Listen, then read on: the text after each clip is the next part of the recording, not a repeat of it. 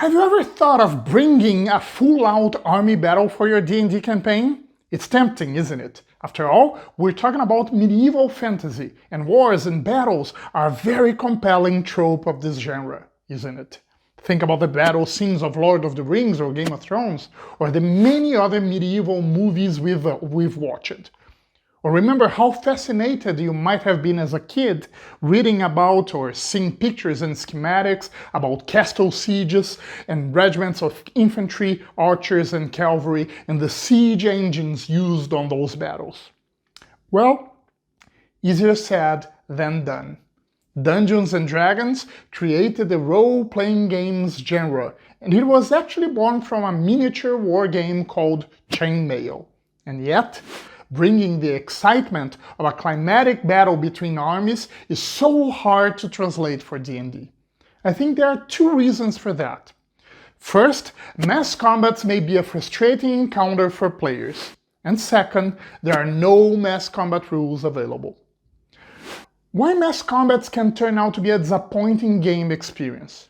Well, what players love the most is being able to take on heroic feats with their own characters. And the role of an individual is very limited on a battle. It's very hard to make the character's choices and deeds have a relevant impact on the large scale of an army battle. And seeing all that action taking place and their characters not being able to contribute for decisive action for its outcome may render on frustration for players.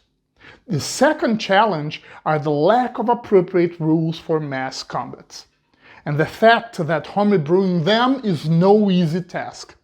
I myself struggled with that on my last campaign. I was 100% positive some 5e book would have the rules for that. After some research, I was surprised to find there was none. I didn't give up and started looking for some unearthed arcana rules and bingo, mass combat rules. Great! As I knew the rules existed, I imagined the entire plot, thought who would be fighting on each side, where the battle would happen, and what were its goals. Now I just needed to understand and apply the mass combat rules. Except they sucked. They simply don't work. It's so easy for a battle unit to be overwhelmingly more powerful than another one.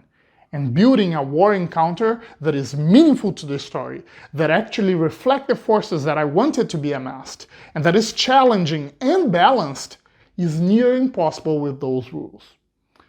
But I wouldn't give it up so easily. After looking through some homebrew rules on the internet and not finding anything to my satisfaction, I decided I would do it by myself. It took a very, very long time to create mass combat rules that worked, but I finally managed to pull them out. Each player would be responsible for 2 units of their army, and each unit would be commanded by relevant NPC allies to their characters. As for their own characters, they were a special forces unit with relevant tasks that could change the course of the battle. With that, we went back and forth between the clash of armies and the characters' actions, and we managed to have a blast during the game sessions we took for that. After the D&D team realized their mass combat rules didn't work, after all, it never came to publishing, they apparently had given up, as stated in the Explorer's Guide to Wildemount. And I quote, "Since D&D is primarily a game about a small group of characters going on adventures alone, it can be difficult to simulate massive battles using D&D combat rules. Because of this, it's generally best to keep the characters away from mass battles." They would then go on. Find a significant location that the characters can either defend or conquer with minimal reinforcements, like in an overrun citadel. Then have the major battle proceed in waves that guide the characters from one cinematic encounter to another. In other words, mass combat doesn't work in D&D, deal with it. And then came Dragonlance, a war-themed setting. And the coolest possible solution for that, in my point of view, Warriors of Krynn, a cooperative board game with 12 battle scenarios, all of them tied to different moments of the adventure, each of them with their own terrain tiles arranged in such a way to have different and challenging battlefields. Even better, your character is also tied to the battle, with specific rules and effects for each of the 12 core character classes. And as they level up, they start to have more and more influence on the battle outcome. Is that a cash grab product? Absolutely not. Stephen Baker and Rob DeVoe, their designers, are award-winning board game designers.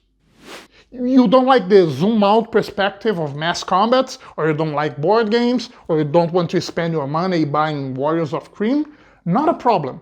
The board game is optional, and the campaign runs just fine without it, with full focus on your party characters. You like the idea of homebrewing your own mass combats, but don't like playing published campaigns or don't like the Dragonlance setting?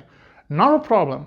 The game rules, battlefield tiles, and battle units can be easily used for your own homebrew campaign. The reason behind Wizards of the Coast developing a board game tie-in to the Dragonlance campaign is exactly the same reason for developing the Spelljammer 3-book design: making more money out of a single product launch. And that's not small amount, as the target retail price for Warriors of Krynn alone is $80. So, why Spelljammer feels like it is a cash grab and Dragonlance not? For two very simple reasons.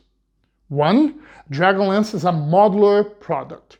You can decide whether you want to spend the additional $80 or not. Two, it delivers content, and for what it sounds, quite an experience.